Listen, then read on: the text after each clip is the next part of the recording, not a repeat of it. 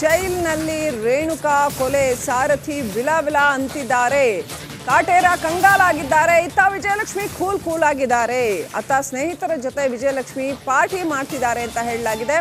ಸಿದ್ದರಾಮಯ್ಯ ಸೊಸೆ ಸ್ಮಿತಾ ಅವ್ರ ಜೊತೆ ವಿಜಯಲಕ್ಷ್ಮಿ ಪಾರ್ಟಿ ಮಾಡ್ತಿದ್ದಾರಂತೆ. ಹಲವು ವರ್ಷಗಳಿಂದ ಸ್ಮಿತಾ ಹಾಗೂ ವಿಜಯಲಕ್ಷ್ಮಿ ಫ್ರೆಂಡ್ಸ್ ಅಂತೆ. ಸ್ನೇಹಿತೆ ಶ್ರುತಿ ಬರ್ತ್ಡೇ ಪಾರ್ಟಿಯಲ್ಲಿ ವಿಜಯಲಕ್ಷ್ಮಿ ಭಾಗಿಯಾಗಿದ್ದಾರಂತೆ. ಜೈಲಿಗೆ ಬಂದು ದರ್ಶನ್ ಅವ್ರನ್ನ ಭೇಟಿಯಾಗಿ ಬೇಲ್ ಅಪ್ಲಿಕೇಶನ್ಗೆ ಸೈನ್ ಮಾಡಿಸ್ಕೊಂಡು ಹೋಗಿದ್ರು ವಿಜಯಲಕ್ಷ್ಮಿ. ಇದೀಗ ಸಿದ್ದರಾಮಯ್ಯ ಅವರ ಸೊಸೆ ಸ್ಮಿತಾ ಅವರು ಮತ್ತು ವಿಜಯಲಕ್ಷ್ಮಿ ಫ್ರೆಂಡ್ಸ್ ಅಂತೆ. ಸ್ಮಿತಾ ಅವರ ಬರ್ತ್ಡೇ ಪಾರ್ಟಿಯಲ್ಲಿ ಪಾಲ್ಗೊಂಡಿದ್ದಾರೆ ವಿಜಯಲಕ್ಷ್ಮಿ.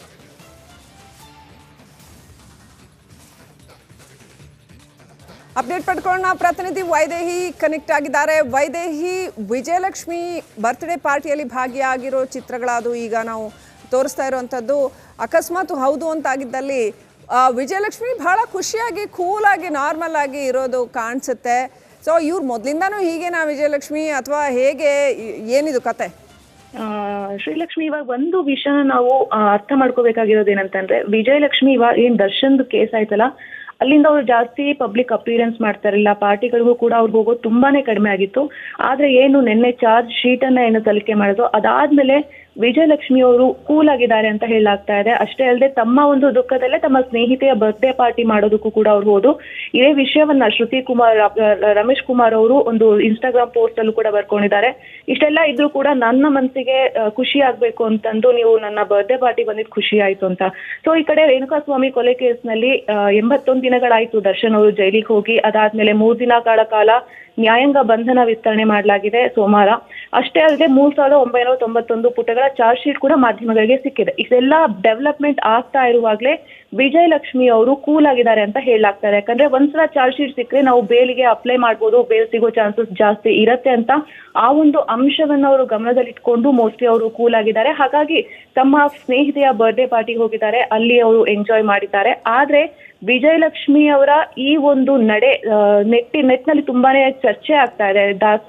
ದರ್ಶನ್ ಅವರ ಅಭಿಮಾನಿಗಳು ಈ ಒಂದು ವಿಚಾರಕ್ಕೆ ಸಂಬಂಧಪಟ್ಟಂತೆ ತುಂಬಾನೇ ಕಮೆಂಟ್ಸ್ ಮಾಡ್ತಾ ಇದ್ದಾರೆ. ಅವರಲ್ಲಿ ಒದ್ದಾಡ್ತಾ ಇದ್ದಾರೆ, ನೀವು ಇಲ್ಲಿ ಪಾರ್ಟಿ ಮಾಡ್ತಾ ಇದೀರ ಅಂತ. ಸೊ ಎಲ್ಲವೂ ನೋಡ್ತಾ ಹೋದ್ರೆ ಒಂದ್ ಕಡೆ ಎಲ್ಲೋ ದರ್ಶನ್ ಅವರು ಹೊರಗೆ ಬರುವಂತಹ ಚಾನ್ಸಸ್ ತೀರಾ ಕಡಿಮೆ ಇದೆ ಅಂತ ನಮಗೆ ಅನ್ಸಿದ್ರು. ಆ ಒಂದು ಹೋಪ್ಸ್ ಅನ್ನ ವಿಜಯಲಕ್ಷ್ಮಿ ಅವರು ಇಟ್ಕೊಂಡಿದ್ದಾರೆ. ಹಾಗಾಗಿ ನಿನ್ನೆ ಚಾರ್ಜ್ ಶೀಟ್ ಬಂದ್ಮೇಲೆ ಅವರ ಮನಸ್ಸು ಸ್ವಲ್ಪ ನಿರಾಳ ಆಗಿದೆ ಅನ್ಸುತ್ತೆ. ಹಾಗಾಗಿ ತಮ್ಮ ಸ್ನೇಹಿತೆಯ ಬರ್ತ್ಡೇ ಪಾರ್ಟಿಯನ್ನ ವಿಜಯಲಕ್ಷ್ಮಿ ಅವರು ಅಟೆಂಡ್ ಮಾಡಿದ್ದಾರೆ. ಶ್ರೀಲಕ್ಷ್ಮಿ,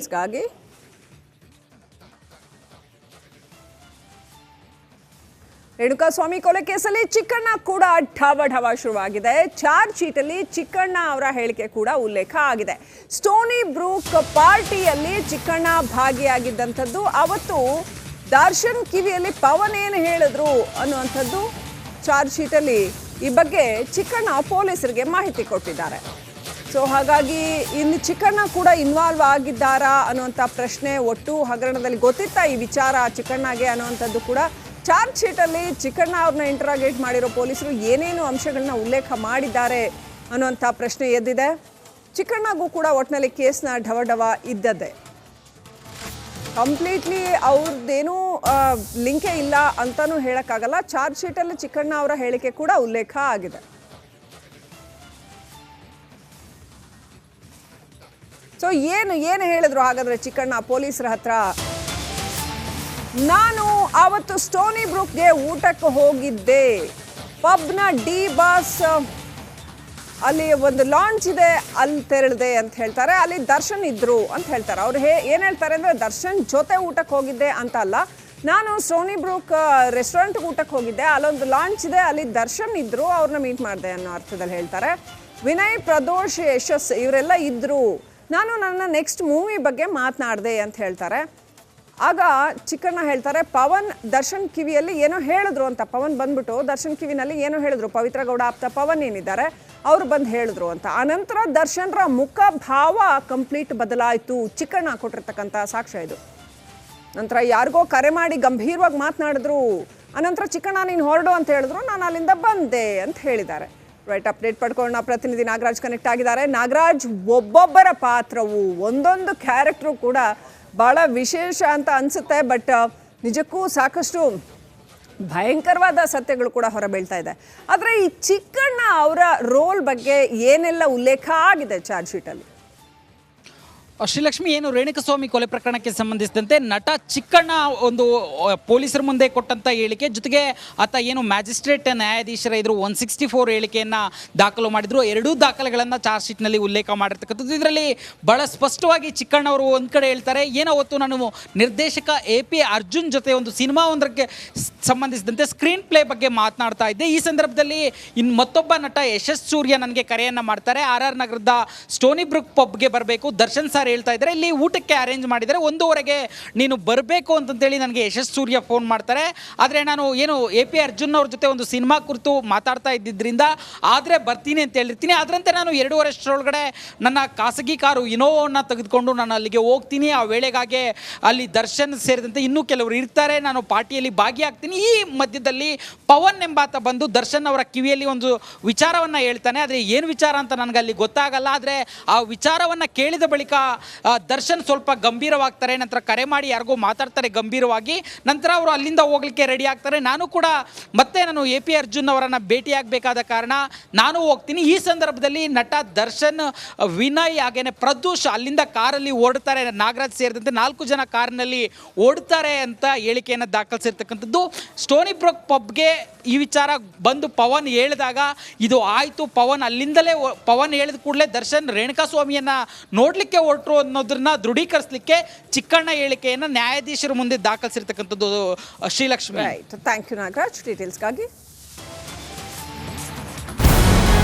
ನಮಸ್ಕಾರ, ಕರ್ನಾಟಕ ಪ್ರೈಮ್ ಟೈಮ್ಗೆ ಸ್ವಾಗತ. ನಾನು ಜಯಪ್ರಕಾಶ್ ಶೆಟ್ಟಿ. ಇಡೀ ಕರ್ನಾಡು ಇವತ್ತು ರೆಬೆಲ್ ಆಗಿ ನಿಂತಿದೆ. ಈ ಹಗರಣಗಳನ್ನು ಸದನದಲ್ಲಿ ಪ್ರಸ್ತಾಪ ಮಾಡಲು ಕೂಡ ಕಾಂಗ್ರೆಸ್ ಹಿಂದೇಟು ಹಾಕಿದ್ದೇಕೆ? ನಿಮ್ಗೆ ಸಂಬಳ ಅದಕ್ಕೆ, ನಿಮಗೆ ವಾಹನ ಅದಕ್ಕೆ, ನಿಮಗೆ ವೆಪನ್ ಅದಕ್ಕೆ, ನೀವು ಅದನ್ನು ಸೆರೆ ಹಿಡಿಬೇಕಾಗಿತ್ತು. ನೀವು ವಿದ್ಯುತ್ ಬರ ಇದೆ ಅಂತ ಹೇಳ್ತಾ ಇದ್ದೀರಿ, ಎಲ್ಲಿ ಬರ ಇದೆ ನೀವು ಹೇಳಬೇಕು. ಪಾಕಿಸ್ತಾನ್ ಆಕ್ಯುಪೈಡ್ ಕಾಶ್ಮೀರ್ ಅದು ಎಂದೆಂದಿಗೂ ನಮ್ಮದು. 40 ಮೆಷಿನ್ಗಳು ತಂದಿತ್ತು ನೋಟ್ ಎಣಿಸುವುದಕ್ಕೆ, ಅದೇ ಹಾಳಾಗಿದೆ. ಮಥುರಾದ ಗಲಾಟೆ ಇದೆಯಲ್ಲ, ಅದು ಸ್ಥಳೀಯವಾಗಿ ಕೂತು ಪರಿಹರಿಸಬಹುದಾದಂಥ ಕಾನೂನಿದೆ. ಗ್ಯಾರಂಟಿ ಯೋಜನೆಯಿಂದ ನಷ್ಟ ಆಗಿದೆ, ಲಾಭ ಆಗಿದೆ, ದಯವಿಟ್ಟು ಹೇಳಿ. Dawood Ibrahim most wanted criminal ಯಾವಾಗಾದ ಅಂದರೆ ಇಲ್ಲಿ ತನಕ ಭಾರತ ದೇಶದಲ್ಲಿ ಓರ್ವ ದಲಿತ ಪ್ರಧಾನಿಯಾದಂಥ ಇತಿಹಾಸವೇ ಇಲ್ಲ.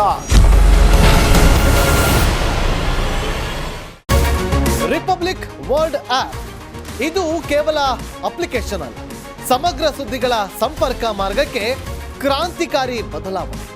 ರಿಪಬ್ಲಿಕ್ ವರ್ಲ್ಡ್ ಆಪ್ ಕೇವಲ ಸುದ್ದಿ ಅಪ್ಲಿಕೇಶನ್ ಅನ್ನ ಪರಿಚಯ ಮಾಡ್ತಾ ಇಲ್ಲ, ಬದಲಾಗಿ ಡಿಜಿಟಲ್ ಸುದ್ದಿ ಬಳಕೆಯ ಹೊಸ ಯುಗಕ್ಕೆ ನಾಂದಿ ಹಾಡ್ತಾ ಇದೆ. ಇದೊಂದು ಬ್ರೇಕಿಂಗ್ ನ್ಯೂಸ್, ಪ್ರಭಾವಶಾಲಿ ಕಾರ್ಯಕ್ರಮಗಳಿಗೆ ಗಟ್ಟಿಯಾದ ವೇದಿಕೆ. ರಿಪಬ್ಲಿಕ್ ವರ್ಲ್ಡ್ ಅಪ್ಲಿಕೇಶನ್ ಈಗ ಲೈವ್ ಆಗಿದೆ. ಗೂಗಲ್ ಪ್ಲೇ ಸ್ಟೋರ್ ಮತ್ತು ಆಪಲ್ ಆಪ್ ಸ್ಟೋರ್ ಎರಡರಲ್ಲೂ ಲಭ್ಯವಿದೆ. ಈಗಲೇ ಡೌನ್ಲೋಡ್ ಮಾಡಿ.